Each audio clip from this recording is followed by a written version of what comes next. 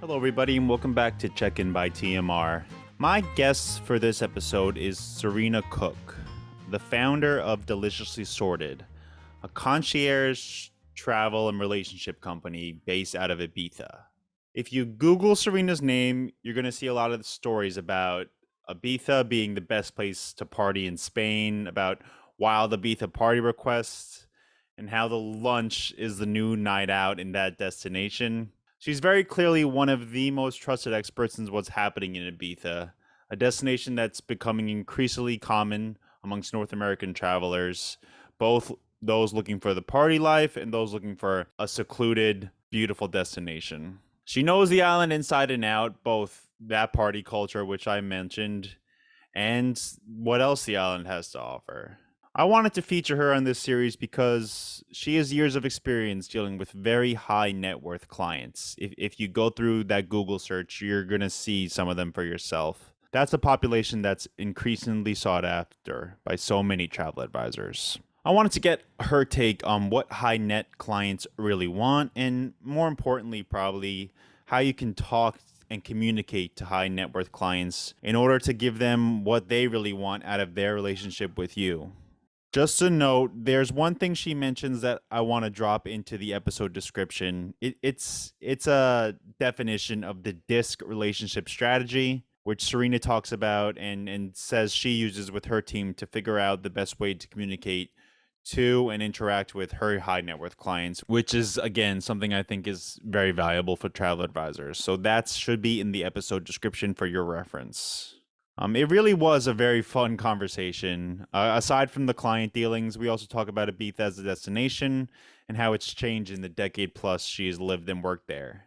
Serena is bright, she's engaging, and she clearly loves what she does. She's also very grounded in what being a concierge or in DMC means between relationships with travel advisors and an earnestness to be original, hyper organized, and to deviate from the cookie cutter vacation pitch. I really enjoyed the conversation. I hope you do too. Let's check in with Serena.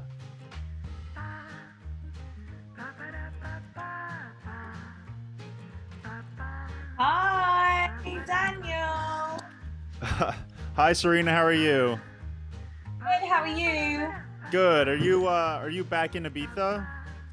I'm back in Ibiza. How is the weather in Ibiza this week? Oh my god, it is pouring with rain. Does Yes. that is that typical for I guess springtime there?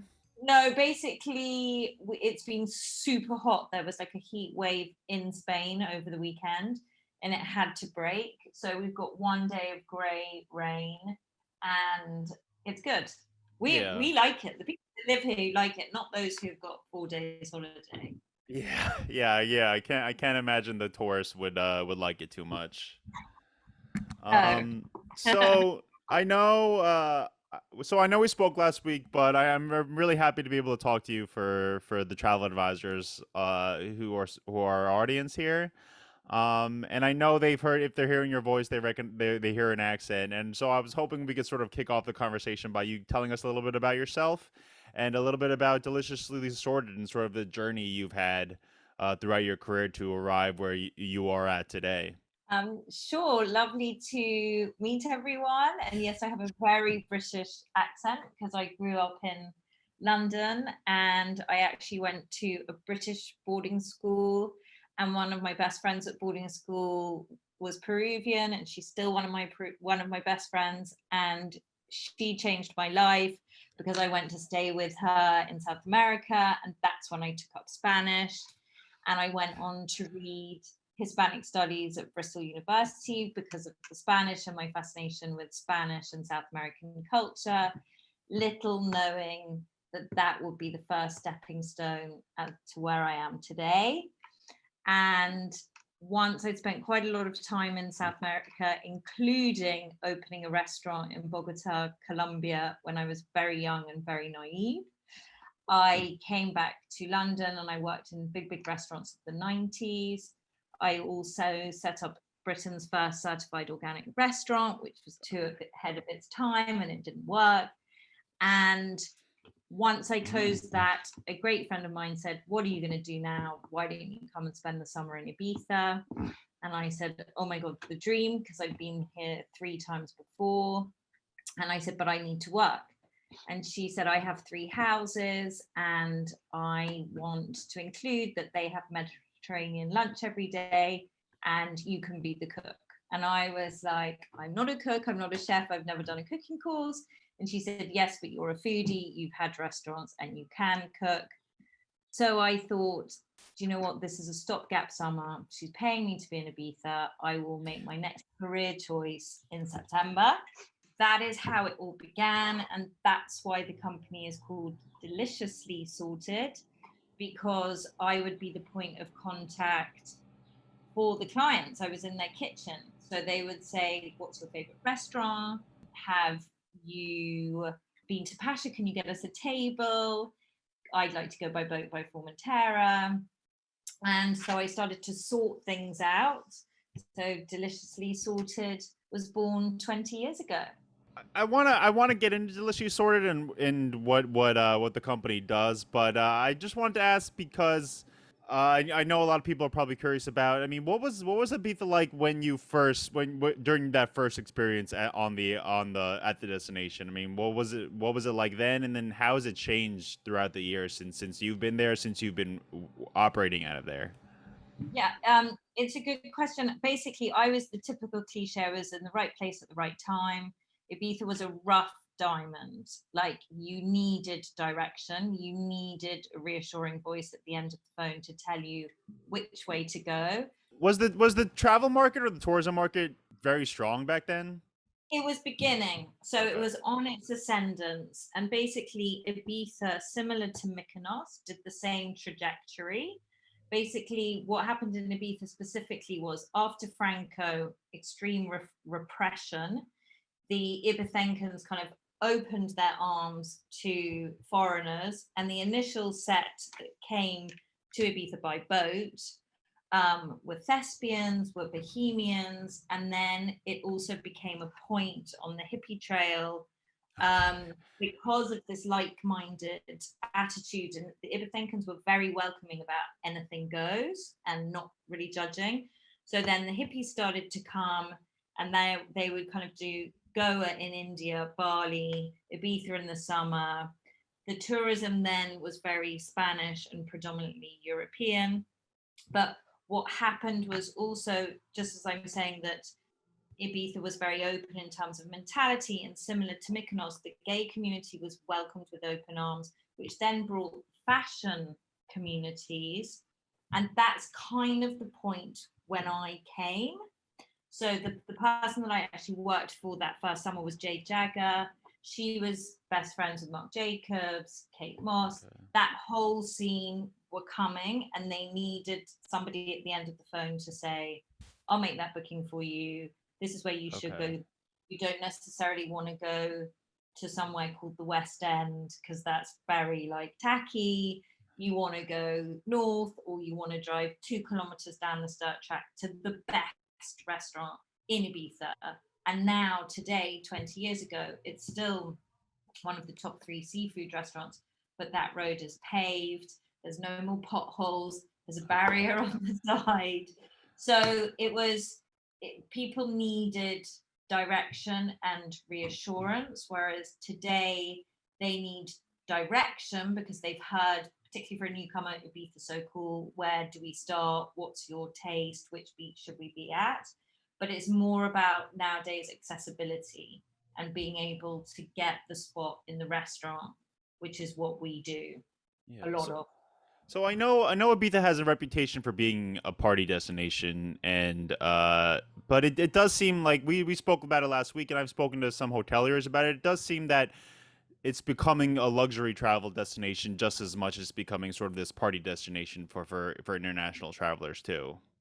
For sure. And I think the reason why is because, again, 20 years ago, it was more about the dance floor, but this eclectic mix on the dance floor bought a certain VIP. And now the VIPs are practically bigger than the dance floor because to come here, it is very luxurious and it is high end. And the partying side is one very small part of it. I mean, there's 6 significant nightclubs. And apart from that, there's hundreds of beaches, there's hills, there's mountains, there's gourmet food, there's Michelin star restaurants, there's boat charters to Formentera, there's shopping, there's no traffic compared to this. There's not so much traffic compared to South France because you can go anywhere on the island. Okay. So if you don't want to go, you can completely avoid it. And a lot of our clients are families, high net worth, up high net worth, who maybe might go to one just to say, I went to Pasture in Ibiza once in my life. Okay. You know? Yeah. So I do want to ask about Deliciously Sorted. I want to get into what you mentioned about talking to high net worth clients, but I just have, you mentioned accessibility being a part of this sort of experience now, this luxury experience. And I was hoping you could talk a little bit about that because everyone nowadays is talking about this changing definition of luxury and luxury travel in particular.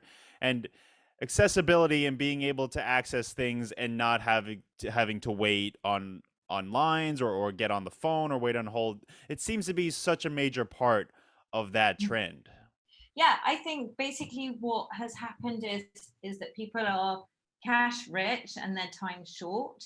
Okay. And for example, they work incredibly hard. I love to Google who our clients are, and they are doing whatever incredible thing they are doing around the world. And they want to make sure that their 2 weeks or 3 weeks with their family or their kind of intimate friends is perfect and that they're going to the right places. So I actually think there's two things. One is access, one is stress free, one is being directed and getting the client on the phone straight away and seeing what their likes are and what their preferences, and tailing a very bespoke itinerary towards them. And I think what is very, very important nowadays is to make something unique, to get away from the cookie cutter travel experience. You're not going to have that cookie cutter in Ibiza anyway, because it is so unique, but trying to make it special year after year, and what new openings or what off the beaten track, what hidden gem. And I would think, particularly post pandemic, is privacy. Oh, wow. I think some people, last year, our boat charter figures were off the charts because that's something that 10 or 12 people could do on a boat, the immediate family or friend group, be privacy, be safe, be on the water. I mean, of course, that's also going to go for celebrity clients as well, but more and more we're also seeing nowadays people wanting not just a private chef in their home, but maybe like a super special dinner in a wood or on a cliff top, across from, there's this amazing rock called Esfedra, and like a sunset dining experience for the immediate 12 in their villa. The average villa size is 6 bedrooms. So when I keep saying 12, it's because that's what they're usually traveling with. Okay. And so they want something that's, as well as getting the table at Pasha or getting a table at Cipriani, they want the other side as well, for that intimacy that's so precious that we didn't have for 2 years. Yeah, and I mean, you mentioned something that I think advisors can take note of, is that you're trying to provide this experience that's not necessarily a cookie cutter experience. And is it just what you spoke about? Is doing that just making sure you have those small touches, and then you're offering accessibility, you're offering privacy, you're just making sure that it's not a standard point and click vacation that these people or experience that these people are getting. Yeah, it's all of those. And I think it's also slightly thinking for the client. And Oh, wow. also, we use a term in this office called joined up thinking as well, which we're using all the time, which is, okay, if we're going to direct them to do this, then what are they going to need later on that night? Or what are they going to need the next day? Or how can we, so it's, the absolute very first thing for any travel advisor listening, I think, is to get people on the phone, right? Okay. Is to hook the emotion, to build a rapport. You've got that emotional engagement. They can say what they like to do, what the dynamic of their group is, how old they are, how old their kids are. Then you can, as you're talking, define the holiday experience that you're going to put together. And then that's when it gives you such a great opportunity to go the extra mile, because you're like, okay, the kids are 8, 5, and 3. You're going to go for a dinner at this restaurant, which is actually quite late as an adult, because also in Spain sometimes you can eat at 10 p.m. So you're not going to come back as the parents with the friends until at least 1 o'clock in the morning. So let's organize for the kids with the nanny in the morning to go karting or have swimming lessons, or go to the tennis club. Do you know what I mean? It's just like a thing, going back to that time short thing. And then when the client feels so reassured, because they're like, oh my God, I'm not just going to go to the best restaurant on the best beach. My whole dynamic of the group is going to be thought of. Yeah, joined. I never heard that term before. Joined up thinking. That's an interesting way to put it, and to look at it too. And I know travel advisors need to have the same thoughts as you and your company does as well. So it's a good thing to make note of. But I want to. So I know you do share a lot of similar job descriptions with a lot of the travel advisors. But I know Deliciously Sorted, you call yourself a concierge company, and you do a lot of different things, right? A lot of different Yeah. things. Yes. So Yes. you mentioned the villas, and I know that's a big part of it too. And you mentioned sort of the dealing with clients. And is that sort of how you would describe the company? Yeah, so we have the three main divisions of villa rental, couture events, because it's high end, and the concierge, which is any number of service that we organize for them here on their holiday. So that will not just be reservations and recommendations, but also personnel, which might be a private chef, a butler, a reflexologist. So there's a lot of different elements, and the concierge account managers all have their supplier speciality. So a couple are dedicated to nightlife. Another one is dedicated to health, beauty, and wellness. Another two to childcare. Another two to nightlife. So all of them are very specific, boat charter, etc., etc. But I think across the board, it's what we were just talking about. It's this level of high net worth client, whether it's an event, a villa, or a concierge, they want everything hyper organized, and they want you to do the thinking for them and the planning, offering what is the best of Ibiza. So that could be a villa in a certain location, or it could be an event for a 40th, for a wedding. But they also, what they really recognize and respond to, and again it goes back to getting them on the phone, is the personality behind the brand. And I've always tried, Deliciously Sorted since the past 20 years, to make it a very friendly but incredibly professional service. So people are like, oh my God, that is she still working for you, who looked after me last summer? Yes, they're still in my office. That's great. She can take care of you this summer. Like, we're at the end of the day, what we're organizing is fun, right? So we want it to be personable.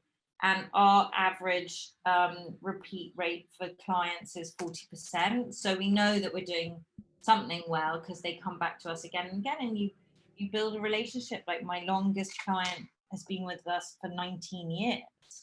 We know everything, and my longest employee has been with me for 18 years. So it's very kind of family style in a way. Yeah, it's an interesting line to have to toe, the line between sort of being friendly and being professional, and like being someone's concierge while also being their friend. Like it seems like that's a delicate balance to have to strike, and I'm sure it's something that sort of has to be learned along the way. Yes, but there are certain tools Okay. which I was wondering if you or anybody listening has heard of. Have you heard of something called disc profiling? No, I haven't heard of it. Okay, so afterwards you can put it in Google, and Okay. basically it's that clients, that any kind of human basically falls into four categories. So, for example, when my team are training in the winter, that is something that we will really study. And as soon as you get the client on the phone, or even by email, you can work out what type of client that person is. and you therefore tailor your response according to that. So it's disc, and I'm not going to go through all 4 points because we don't have time, but D is an easy example. It's a dominant character, right? And a lot of our clients, particularly the husbands, are Ds, right? Okay. Because they're Forbes, high net worth, super achievers, overachievers. And the way you communicate with a D is bullet point, straight to the information, straight to the price. That's it. Something like an I is a different type. It would be much more fluffy. You want to get them on the phone. You're kind of hooking the emotion. And that's one of the tools that across the board is super successful for us. That's interesting. Yeah. You shortcut. You really, really, really shortcut. It's great. I It's mean, really good. is it easy to maybe profile is the wrong word, but to categorize someone in one of these segments is it seems like Yeah. you might make mistakes along the way though.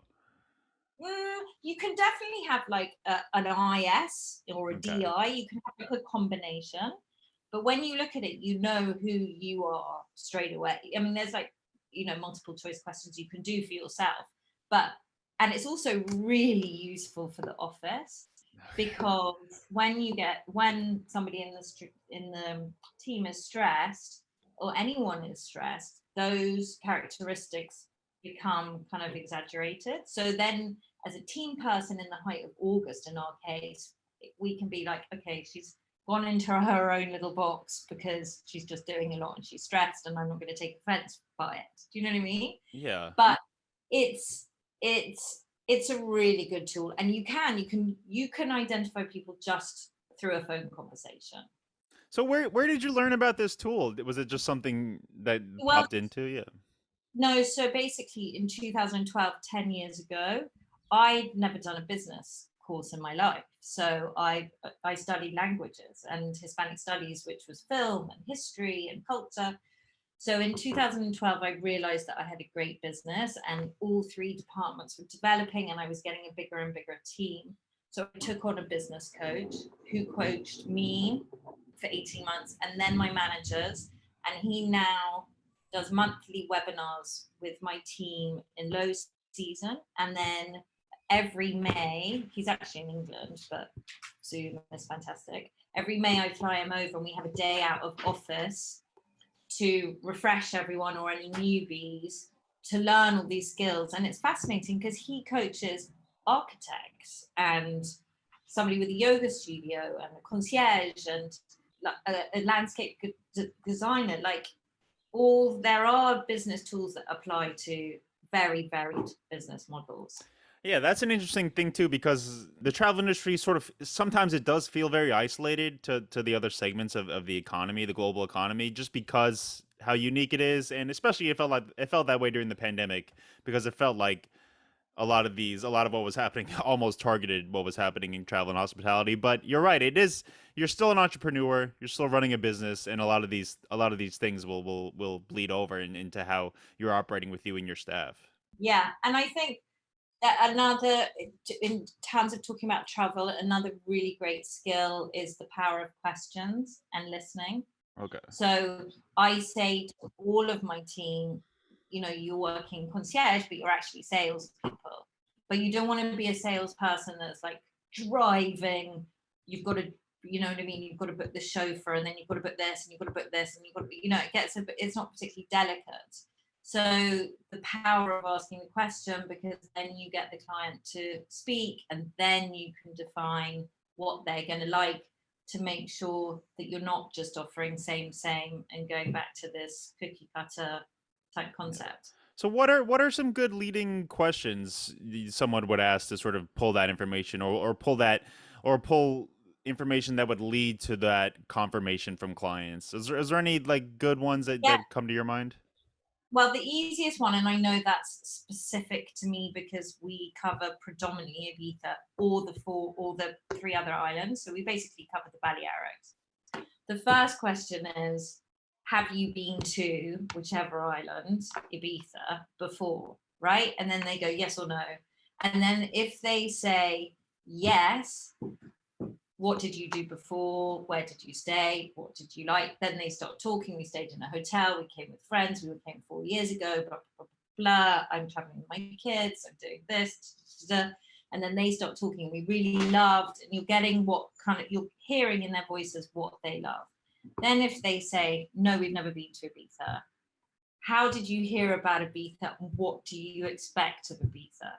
That's it. And then they just talk, and then you're like, okay, you might be through, you think it's party. It's actually not. You can totally avoid it. We didn't have parties for 2 years. There's the most amazing restaurants like on global level now, and then you go and those literally those two questions, that's it, then you're off. Okay.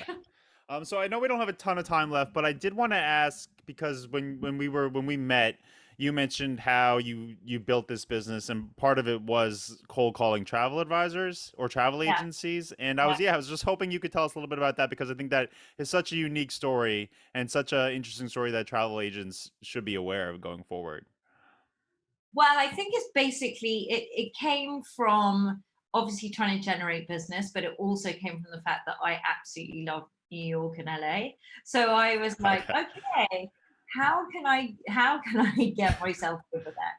But I literally started to do that in 2006. One of my first clients in 2002 was a New Yorker. I was like, okay, I said to him, do you know of any, who do you use for your travel back home? Who would you recommend are at the kind of highest end?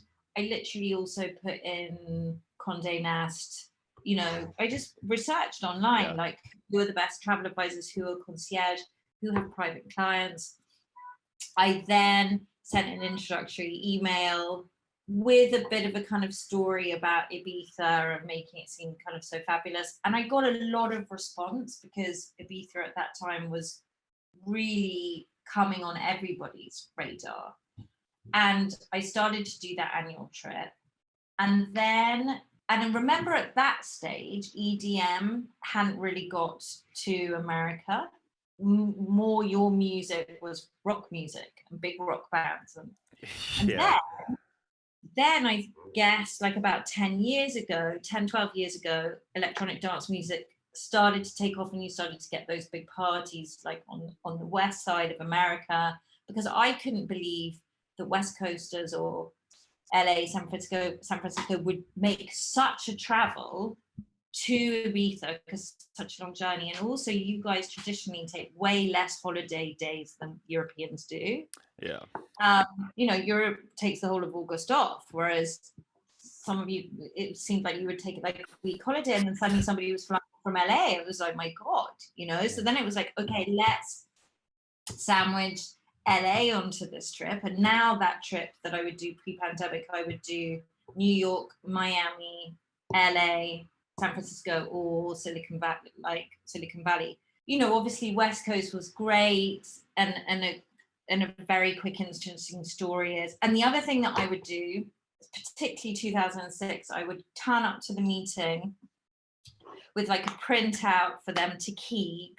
I feel like 2006 was like pre-iPad, because now obviously I have an iPad and I can show beautiful pictures. Okay. Basically had a synopsis of each island, because Mallorca is very different from Ibiza, which is very different from Formentera, which is very different from Menorca.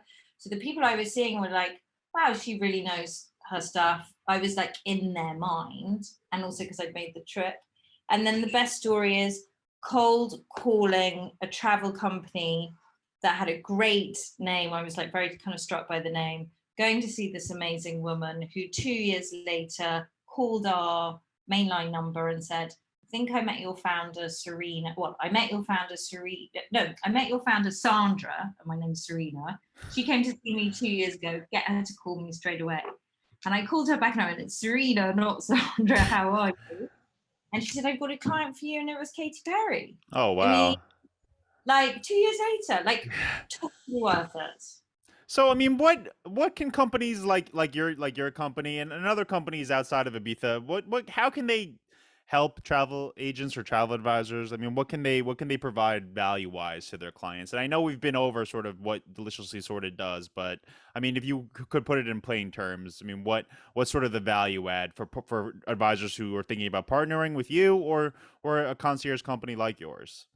I mean, I think the term a DMC is exactly what we are. We're a Okay. destination management company, right? And for whatever travel advisor on the other side of the world, we are the experts in our fields of this area.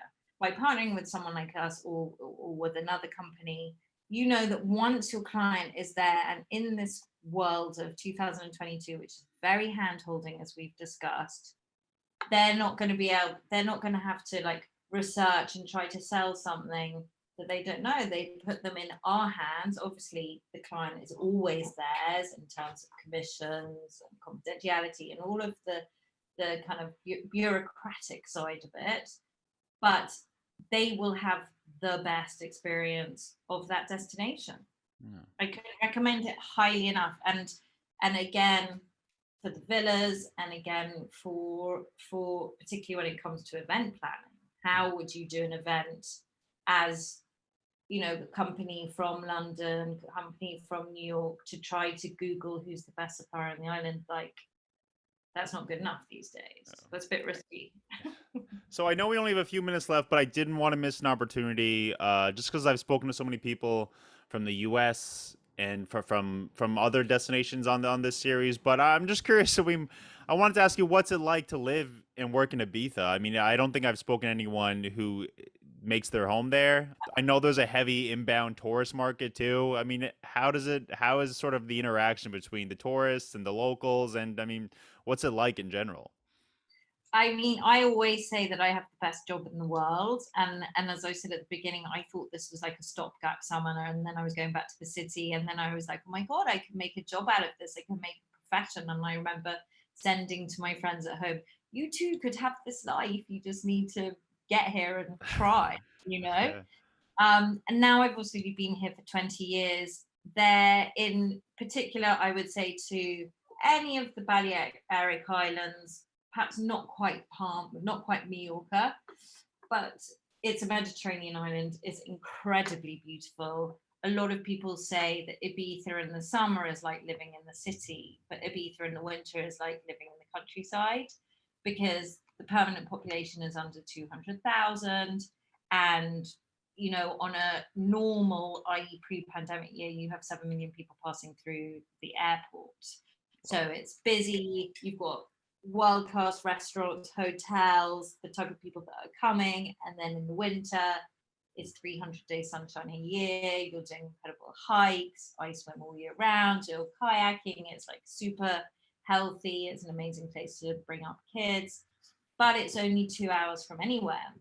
And that's what made me fall in love with it all those years ago, because I was used to South America, but actually 2 hours within any European capital city is Ibiza, with this very, very magic energy. And then I would say, you know, in the winter, culture wise, it's obviously not like a city. You know, I crave going to a museum. I'm a foodie. I love restaurants.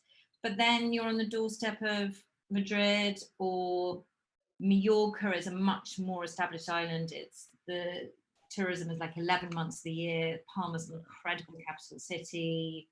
So then you travel a bit for that. But in terms of quality of life, it's fantastic. And interestingly, pre-pandemic, I would make my base London from November till April, because that's where I grew up, very close family, etc. But I spent the pandemic here, and now I do go to London less and less. I mean, I love it, and I need to reference it. And that was another point, actually. Another great thing about doing those trips, cold calling and putting myself out there for agents anywhere around the world, is you then to the client, when they are in Ibiza, can reference the restaurants from their home city. You know, it's a win-win. So it just means that I have to travel to go and do that. But I think anybody listening as a travel advisor, you love travel, right? Right? We're all travel junkies. So this is a very, very good base. And also, it's a seasonal business. So I have a lot of time in winter for downtime and travel. Yeah. Yeah, well, I know I've spent in November to April in London before, and I imagine the weather's a bit better in Ibiza, so I don't you probably made a good decision. Yeah, but what's also happened here, which I think it's what happens has happened everywhere post pandemic, is that a lot of people now have moved here, and the type of person who's buying here, previously they were buying for 4 to 6 weeks usage, and perhaps they dreamt for the rest of the year, or if they didn't have to, they didn't have to. Now people buying are buying to use it for 4 to 6 months of the year, because Zoom culture has become commonplace. They want a better quality of life. They might have come from Berlin or Frankfurt or Paris, but they want to come here for climate, but a more relaxed approach to living. Yeah. So I know we're sort of out of time, and we're gonna wrap it up. But I just want to say thanks, thanks for talking to me today, Serena. It was really nice meeting you over the past 2 weeks, and I really got a lot out of this conversation. And I know the audience will as well. Oh, it's such a pleasure. But now you have to come to Ibiza. I know it's on it's on my list. I'm gonna try to get out there and sort of I see what it's about. You did make a great pitch on it too. Well, all four islands. We will plan you the perfect tour. All right. Well, I really appreciate it. And again, thanks so much for your time. And yeah, I'm sure I'll be in touch very soon. Thank you so much for All right. having me. All Thank right. you. Bye. Bye.